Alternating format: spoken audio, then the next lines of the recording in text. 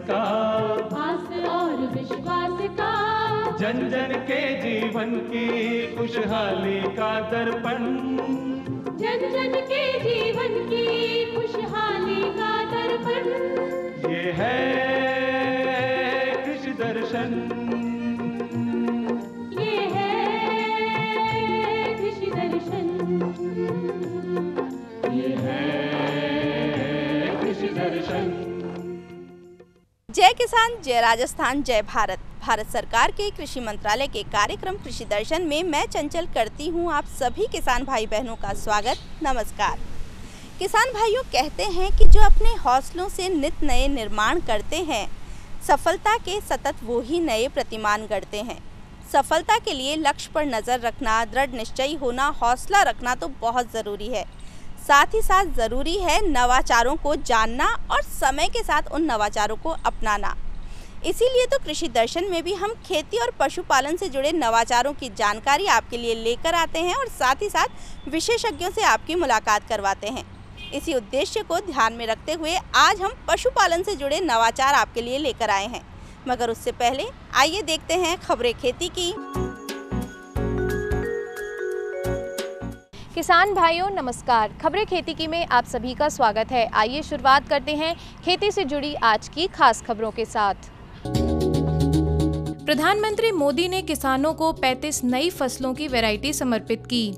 ग्राम सेवा सहकारी समितियों को मजबूत बनाने में नाबार्ड करे सहयोग। कृषि विज्ञान केंद्र कोटा में सोयाबीन प्रसंस्करण प्रशिक्षण संपन्न। और अगेती झुलसा से बचाव के लिए वैज्ञानिकों ने विकसित की नई तकनीक। प्रधानमंत्री नरेंद्र मोदी ने 35 फसलों की खास किस्में लॉन्च की। सरकार का कहना है कि इन फसलों की किस्मों को भारतीय कृषि अनुसंधान परिषद ने काफ़ी रिसर्च के बाद तैयार किया है। इन किस्मों से किसानों को फसल पैदावार बढ़ाने में मदद मिलेगी। इस मौके पर प्रधानमंत्री ने वीडियो कॉन्फ्रेंसिंग के जरिए कहा कि देश की अलग अलग परिस्थितियों को ध्यान में रखकर इन फसलों को तैयार किया गया है। उन्होंने कहा कि हम सभी जानते हैं कि हमारे देश में फसलों का कितना बड़ा हिस्सा कीड़ों की वजह से बर्बाद हो जाता है। इससे किसानों को भी बहुत नुकसान होता है। नई फसलों की वैरायटी मौसम की चुनौतियों से निपटने में सक्षम होगी और इनका इस्तेमाल फसल की पैदावार बढ़ाने में भी किया जाएगा। 35 नई किस्मों की वैरायटी उच्च पोषण तत्वों से भरपूर और रोग प्रतिरोधी है। इसमें सूखा प्रभावित क्षेत्र के लिए चने, अरहर और सोयाबीन की किस्म रहेगी। जलवायु अनुकूल धान, अधिक प्रोटीन वाले गेहूं, बाजरा, मक्का और चना भी इसमें शामिल हैं। बाकला और तिलहन की पैदावार बढ़ाने के लिए नई किस्में विकसित की गई हैं। इसके अलावा इम्यूनिटी वाला चावल भी तैयार किया गया है। उन्होंने कृषि सम्मान निधि का जिक्र करते हुए कहा कि इस राशि से छोटे किसानों को बहुत फायदा पहुंचा है। मुख्यमंत्री अशोक गहलोत ने नाबार्ड के चेयरमैन जी.आर. चिंतला से मुलाकात करते हुए प्रदेश में सहकारिता आंदोलन को बढ़ावा देने और सहकारी संस्थाओं को और अधिक मजबूत बनाने के लिए नाबार्ड से और अधिक सहयोग का आह्वान किया। मुख्यमंत्री अशोक गहलोत ने कहा कि सहकारिता के माध्यम से प्रदेश के विकास से जुड़ी परियोजनाओं में नाबार्ड और अधिक सशक्त एवं सक्रिय भागीदारी निभा सकता है। उन्होंने कहा कि राज्य सरकार प्रदेश में सहकारी संस्थाओं को बढ़ावा देने तथा उनके वित्तीय सशक्तिकरण के लिए लगातार प्रयास कर रही है। उन्होंने नाबार्ड चेयरमैन से प्रदेश में ग्राम सेवा सहकारी संस्थाओं के विस्तार तथा उनके कंप्यूटरीकरण में सहयोग के लिए कहा। साथ ही ग्राम सेवा सहकारी समितियों के कार्य विविधीकरण पर जोर देते हुए इन्हें अन्य नवीन गतिविधियों जैसे कृषि प्रसंस्करण एवं मार्केटिंग आदि से जोड़ने के लिए नाबार्ड की योजनाओं के तहत लाभान्वित करने की बात कही। उन्होंने नाबार्ड से प्रदेश के लिए आधारभूत संरचनाओं के विकास के लिए प्रदत्त ऋण लक्ष्यों को 1,800 करोड़ रुपए वार्षिक से बढ़ाकर 10,000 करोड़ रुपए वार्षिक तक करने का आग्रह किया। इससे सड़क, कृषि, पशुपालन और ग्रामीण विकास से जुड़ी योजनाओं के क्रियान्वयन में मदद मिलेगी। कृषि विज्ञान केंद्र कोटा में 4 दिवसीय सोयाबीन प्रसंस्करण प्रशिक्षण का आयोजन किया गया, जिसमें बेंगलुरु, छत्तीसगढ़, झालावाड़ और कोटा संभाग के 18 प्रशिक्षणार्थियों ने भाग लिया। प्रशिक्षण प्रभारी गुंजन सनाडे ने बताया कि इस कार्यक्रम में प्रशिक्षणार्थियों को सोया के 20 तरह के उत्पाद जैसे सोया दूध, पनीर, श्रीखंड, दही, छाछ, लस्सी, मावा, condensed milk, soya cake, bread, biscuit, मार्फिस, नट्स, प्रोसेस आटा आदि को तैयार करने के गुर सिखाए गए। केंद्र के वैज्ञानिक महेंद्र सिंह ने बताया कि केवी के कोटा पर सोया प्रशिक्षण हेतु देश के सभी हिस्सों से फ़ोन आते हैं और अब तक केवी के बहुत सारे ऑनलाइन व ऑफलाइन सोया प्रसंस्करण प्रशिक्षण करवा चुका है। प्रशिक्षण में बेंगलुरु से आए प्रशिक्षणार्थियों ने बताया कि उन्हें इस प्रशिक्षण की जानकारी सोशल मीडिया पर केवी के कोटा के विभिन्न सफल उद्यमियों की सफलता की कहानियों को देखकर हुई।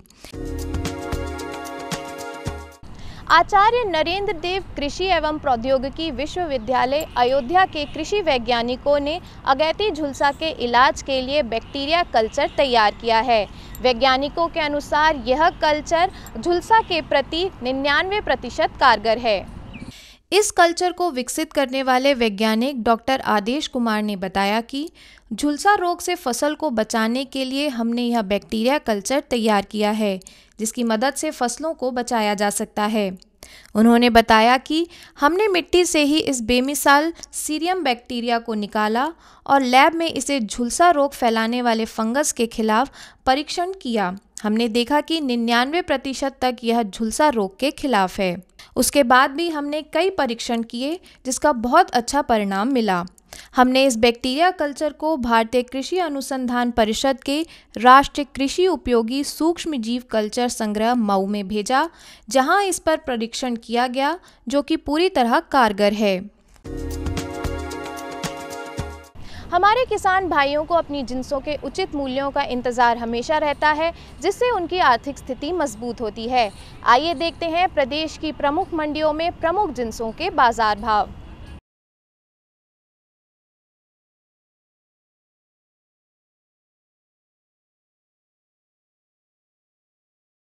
वालों की मंडी में 1931 रुपये, मंडावरी की मंडी में 1935, विजयनगर की मंडी में 1905, नेवाई की मंडी में 1996 और गेहूं के भाव टोंक की मंडी में 1862 रुपये प्रति क्विंटल दर्ज किए गए। ग्वार ब्यावर की मंडी में 5000, विजयनगर की मंडी में 5461, खाजूवाला की मंडी में 5440 और ग्वार के भाव भादरा की मंडी में 5500 रुपये प्रति क्विंटल बोले गए। बाजरा मंडावरी की मंडी में 1573, ब्यावर की मंडी में 1600, निवाई की मंडी में 1490, टोंक की मंडी में 1400 और बाजरा के भाव बयाना की मंडी में 1550 रुपये प्रति क्विंटल रहे। सरसों देवली की मंडी में 8200, नेवई की मंडी में 8900, खाजूवाला की मंडी में 7751, गोलूवाला की मंडी में 7890 और सरसों के भाव नौहर की मंडी में 8000 रुपये प्रति क्विंटल बोले गए। मूंग ब्यावर की मंडी में 6500, विजयनगर की मंडी में 6645, भादरा की मंडी में 5445 और मूंग के भाव गोलूवाला की मंडी में 6251 रुपये प्रति क्विंटल दर्ज किए गए। किसान भाइयों, आइए देखते हैं प्रदेश के मौसम का हाल।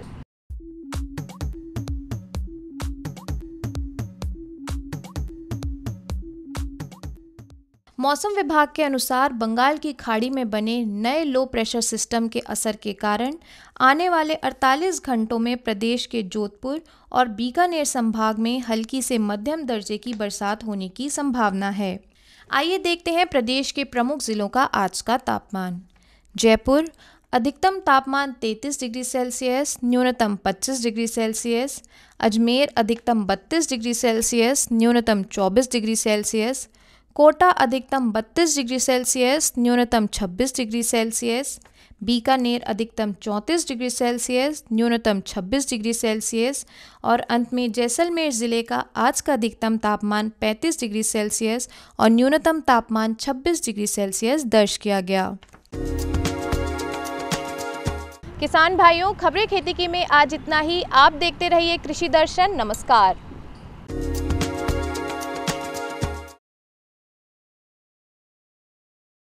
किसान भाइयों, कार्यक्रम में आपका एक बार फिर से स्वागत है। आज कृषि दर्शन में हम बात करेंगे पशुपालन अवसंरचना विकास निधि योजना की। ये योजना क्या है, हमारे पशुपालक इससे किस तरह जुड़ सकते हैं और कैसे इसका लाभ उठा सकते हैं, इन सभी सवालों के जवाब हमें मिल सकें, इसके लिए हमने कार्यक्रम में आमंत्रित किया है हमारे आज के विशेषज्ञ डॉक्टर रमेश गोधारा, उप निदेशक निदेशालय पशुपालन विभाग जयपुर से। तो आइए लेते हैं इनसे जानकारी। पशुपालक भाइयों, किसान भाइयों, राम राम। संपूर्ण भारत में भारत सरकार द्वारा पूर्व में भी पशुपालकों एवं किसानों के लिए महत्वपूर्ण योजनाएं संचालित की जा रही है, जिसके अंतर्गत काफ़ी पशुपालक भाई और किसान भाई लाभान्वित भी हो रहे हैं। इसी कड़ी में प्रधानमंत्री आत्मनिर्भर भारत अभियान प्रोत्साहन पैकेज के अंतर्गत पशुपालन अवसंरचना विकास निधि योजना की घोषणा की गई है। इस योजना के अंतर्गत व्यक्तिगत उद्यमी, संगठन, कंपनीज ऋण के लिए आवेदन कर सकती है। इस योजना में लिए गए ऋण पर भारत सरकार द्वारा 3% राशि का ब्याज अनुदान देय है एवं कंपनी का जो प्रोजेक्ट रिपोर्ट होती है या परियोजना लागत होती है, उसका 90% तक ऋण उपलब्ध करवाया जा सकता है। इस योजना का मुख्य उद्देश्य ये अपना जो ग्रामीण क्षेत्र है उसमें दूध उत्पादक और मांस उत्पादक जो भी पशुपालक भाई हैं, उनका कोई संगठन नहीं है। संगठन नहीं होने के कारण उनको जो उत्पाद होता है उनको लंबे टाइम तक अपने प्रिजर्व नहीं कर सकते और उनको अपने हाथों हाथ सेल आउट करना होता है, जिसके कारण अपने उत्पाद का वो उचित मूल्य प्राप्त नहीं कर पाते। इसीलिए इस योजना के अंतर्गत उन किसान भाइयों को संगठित करना, संगठित करके उनके उत्पाद को एक विक्रय करने के लिए एक उचित प्लेटफार्म उपलब्ध करवाना, ताकि वो उस प्लेटफार्म पर अपने उत्पाद विक्रय कर अधिक से अधिक अपने उत्पाद का मूल्य प्राप्त कर सकें। दूसरा, जो मास प्रोडक्ट है विक्रय कर सके और उनका भी अधिक मूल्य प्राप्त कर सकें। इसी कड़ी में जो अपने उत्पाद है पशुपालकों के, प्रोसेसिंग हो गई, अपने मार्केट उपलब्ध करवा दिया, उसके बाद में वो अपने उत्पाद का निर्यात भी कर सके, ताकि वो दूसरे देशों में या दूसरे राज्यों में अपने उत्पाद बेचकर अधिक मुनाफा प्राप्त कर सकें। दूसरा, जो अपने उपभोक्ता हैं जो इन उत्पाद का यूज़ करते हैं या काम में लेते हैं, उनको उच्च क्वालिटी का गुणवत्तापूर्वक उत्पाद मिल सके। पशुपालक अपने पशुओं से अधिक उत्पादन तभी प्राप्त कर सकता है जब उनके पशुओं के लिए उच्च क्वालिटी का पशु आहार और उचित दर पर उनको उपलब्ध हो। तो ये भी एक इस योजना का उद्देश्य है, जिससे कि पशुपालकों को उचित पशु आहार उचित दर पर मिल सके। इस योजना में जो भी संस्थाएं या पशुपालक या उद्यमी पात्र होंगे वो इस प्रकार है। व्यक्तिगत उद्यमी हो सकता है, कोई संगठन हो सकता है, कृषक उत्पादक संगठन FPOs, सूक्ष्म लघु मध्यम उद्यमी, धारा 8 कंपनियां इस योजना में ऋण लेने के लिए पात्र होगी। इस योजना के अंदर जो जो पात्र इकाइयाँ हैं वो इस प्रकार है। सर्वप्रथम, मीट प्रोसेसिंग एवं value added services, milk processing एवं वैल्यू एडेड सर्विसेज और एनिमल फीड प्लांट की स्थापना के लिए कोई भी उद्यमी इस योजना में ऋण ले सकता है। दूध निर्माण इकाई जो भी आप स्थापना करना चाहेंगे, उसके अंतर्गत प्राइमरी रूप से दूध इकट्ठा करके आप किसी ग्रामीण एरिया में चिलिंग प्लांट लगा करके उस दूध को पैकेजिंग करके, टेट्रा पैकेजिंग करके बाज़ार में विक्रय के लिए तैयार कर सकते हैं। या फिर दूध को आप दूध से आइसक्रीम तैयार करके, आइसक्रीम तैयार करने की यूनिट लगा करके फ्लेवर्ड पनीर, सादा पनीर, फ्लेवर्ड मिल्क, सादा मिल्क, मावा निर्माण, मट्ठा निर्माण इत्यादि जो भी आप दूध से उत्पाद तैयार कर सकते हैं, उन सभी की निर्माण इकाई स्थापित करने के लिए आप इस योजना में पात्र होंगे। मांस के क्षेत्र में रॉ मीट होता है, जो कच्चा मांस होता है, उसको भी आप तैयार करके पैकेजिंग करके या उसको प्रोसेसिंग करके उसके आइटम तैयार करके उसको पैकेज करके निर्यात कर सकते हो। बाहर कंट्रीज़ में अपने देश से बहुत मात्रा में मांस का निर्यात किया जाता है। तो पशुपालक भाई या किसान भाई या उद्यमी इस योजना में मीट प्रोसेसिंग यूनिट की स्थापना करके भी काफ़ी मात्रा में लाभ प्राप्त कर सकते हैं। मिल्क प्रोसेसिंग यूनिट के साथ आप मिल्क का पाउडर भी तैयार करके उसको पैकेजिंग करके अपने देश में और देश से बाहर भी निर्यात कर सकते हैं। उसकी इकाई की स्थापना के लिए भी आपको ऋण दिया जा सकता है। उसके लिए प्राइमरी प्रक्रिया है कि आपको जो फूड लाइसेंस है, कोई भी इकाई स्थापित करने के लिए आपको राज्य सरकार और भारत सरकार के निर्देशानुसार जो भी फूड लाइसेंस रिक्वायर्ड होता है, उसके लिए आपको आवेदन करना होगा और इकाई की स्थापना के लिए उसकी बहुत आवश्यकता होती है। उसके अलावा भारत सरकार और राज्य सरकार के निर्देशानुसार जो भी एक्सपोर्ट या दूसरे राज्य में आपका जो उत्पाद है उसको सप्लाई करने के लिए समय समय पर जारी दिशा निर्देशों की आपको पालना करनी होगी। पशु आहार यह पशुपालकों के लिए प्राइमरी रिक्वायरमेंट है। अगर आपके पशुओं को पशु आहार अच्छी क्वालिटी का नहीं मिलेगा तो आप उनसे दूध या मांस का अधिक उत्पादन नहीं प्राप्त कर सकते। तो पशुओं से अधिक उत्पादन और अच्छी क्वालिटी का उत्पादन, दूध या मांस उत्पादन लेने के लिए आपको अच्छी क्वालिटी का आहार की सर्वप्रथम आवश्यकता होती है। उस आहार को निर्माण करने के लिए, इकाई लगाने के लिए आप इस योजना में पात्र हैं। पशु आहार निर्माण इकाई के अंतर्गत आप संतुलित पशु आहार तैयार कर सकते हैं, मिनरल मिक्सर ब्लॉक तैयार कर सकते हैं, साइलेज मेकिंग यूनिट तैयार कर सकते हैं, प्रोटीन बाईपास प्रोटीन यूनिट तैयार कर सकते हैं। इन सभी इकाइयों के लिए आप इस योजना के अंतर्गत ऋण लेने के लिए पात्र होंगे। इस योजना में जो भी आपकी प्रोजेक्ट की कीमत होगी, डीपीआर होगी, ऋण की कोई सीमा नहीं है। इसमें कोई मिनिमम सीमा नहीं है, मैक्सिमम सीमा नहीं है। आपकी रिक्वायरमेंट के हिसाब से जो आपकी डीपीआर है, डीपीआर के अनुसार मैक्सिमम 90% तक आप विभिन्न बैंक से ऋण ले सकते हैं। इस योजना का लाभ लेने के लिए सर्वप्रथम पशुपालक को जिस निर्माण इकाई के लिए वो ऋण लेना चाहता है उसको संपूर्ण जानकारी होनी चाहिए। जानकारी के अभाव में अगर अपने ऋण लेने के लिए प्रयास करेंगे तो अपना प्रयास असफल होगा। तो सर्वप्रथम आप उस योजना के बारे में अच्छी तरह से, जो कहीं दूसरी जगह प्लांट चल रहे हैं उनका अध्ययन करके, नेट पे सर्च करके उस योजना की संपूर्ण जानकारी प्राप्त करें। उसके बाद में सर्वप्रथम आपको जहाँ भी प्लांट स्थापित करना है उस जगह का चयन करें। वो जगह सूटेबल जगह होनी चाहिए जहाँ आवागमन का इजीली आप अप्रोच कर सकें, साधन हो, लाइट पानी की आपको आराम से व्यवस्था हो जाए वहाँ, और वहाँ स्थानीय इकाई भी आपके साथ सहयोग करें। स्थानीय इकाई जैसे ग्राम पंचायत, नगर परिषद, नगर पालिका या नगर निगम, तो उनसे भी आपको सहयोग की अपेक्षा रहती है।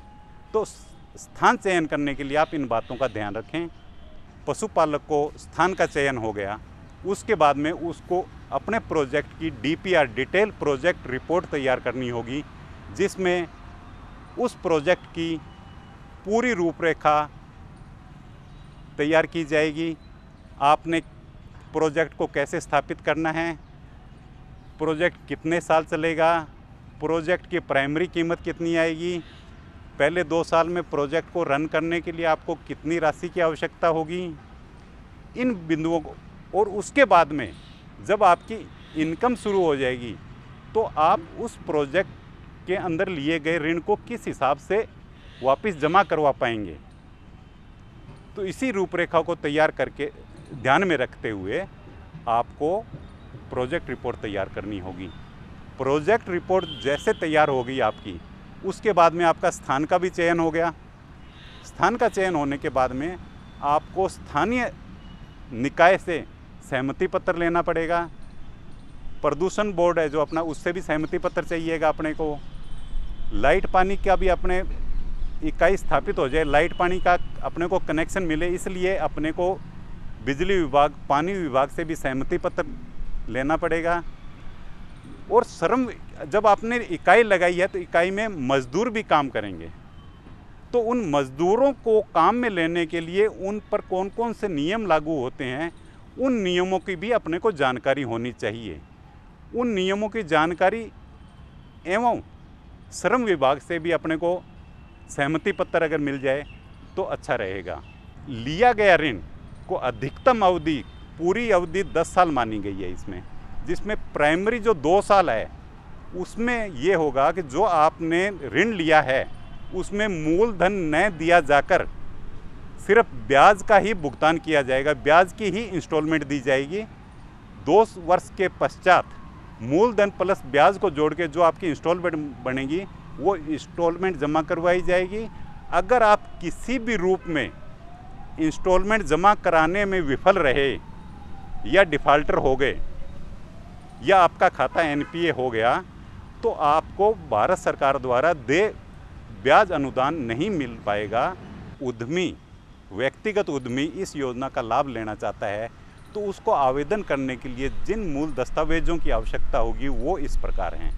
उसका Aadhaar card, PAN card, bank statement, photo, ITR 3 साल की, इन जो मूल, और जो आप जिस जगह आप इसको प्रोजेक्ट को लगाना चाहते हैं उस जगह का भू स्वामित्व दस्तावेज, जैसे पट्टा या जमाबंदी जो होती है अपनी, उसकी आवश्यकता होगी। अगर आप खुद के नाम ज़मीन नहीं है, आप किराए पे लेके लगाना चाहते हो, उसकी लीज एग्रीमेंट की आवश्यकता होगी। तो ये मूल दस्तावेज आप तैयार करके इस योजना में आवेदन करने के लिए आपको ऑनलाइन आवेदन किया जाएगा। ऑनलाइन आवेदन करने के लिए आपको उद्यमी मित्रा पोर्टल है भारत सरकार का, उस पोर्टल पे जाके दी गई जानकारी आपके द्वारा भरी जाएगी और जो जो डॉक्यूमेंट पोर्टल के द्वारा मांगे जाएंगे वो आपको सबमिट करने होंगे। पोर्टल पे आवेदन करने के बाद में आपका आवेदन संबंधित बैंक में जाएगा। बैंक के द्वारा आपके आवेदन का मूल्यांकन कर, परीक्षण कर, आपके दिए गए डॉक्यूमेंट्स का वेरिफिकेशन करके उस आवेदन को पशुपालन विभाग, पशुपालन एवं डेयरी विभाग के पास भेजा जाएगा। पशुपालन एवं डेयरी विभाग की जो आवेदन स्वीकार कमेटी होगी, उस कमेटी के अंतर्गत जो भी मीटिंग होगी उसमें वो आवेदन आपका प्रस्तुत किया जाएगा एवं कमेटी के सदस्यों के द्वारा पूर्ण रूप से संतुष्ट होने पर, आपके आवेदन पर सहमति देने पर वापस बैंक को आवेदन फॉरवर्ड किया जाएगा। बैंक उसके बाद में आपको आवेदन स्वीकार करके आपका लोन स्वीकृत करके आपको इंस्टॉलमेंट जारी करेगी। अंत में मैं सभी पशुपालक भाइयों को यही कहना चाहता हूँ कि इस योजना का लाभ लेने के लिए सर्वप्रथम आपको जिस योजना में आप इकाई स्थापित करना चाहते हैं उसकी आपको संपूर्ण जानकारी होनी चाहिए, बेसिक नॉलेज होना चाहिए और उसके जो लीकेज पॉइंट होते हैं वो भी आपको ध्यान में होने चाहिए। तभी आप किसी भी योजना या ये योजना आप उसमें संपूर्ण लाभ प्राप्त कर सकते हैं। किसान भाइयों, हमें पूरा विश्वास है कि आज के कार्यक्रम में मिली जानकारियों का लाभ उठाते हुए हमारे पशुपालक अब सफल पशुपालक बनेंगे। आप कृषि दर्शन में क्या कुछ नया देखना चाहते हैं, इसके लिए आप हमें पत्र लिख सकते हैं। हमारा पता है कार्यक्रम कृषि दर्शन, DD राजस्थान, दूरदर्शन केंद्र, जयपुर। आप हमें ईमेल भी कर सकते हैं। हमारा ईमेल ID है krishidarshanjaipur@gmail.com। और चलते चलते बस यही कहेंगे कि मेहनत का नहीं है कोई भी विकल्प, किसान की उन्नति कृषि दर्शन का संकल्प। इसी संकल्प के साथ नई जानकारियों के साथ फिर से आएंगे। अभी दीजिए आज्ञा। जय हल जय हलधर।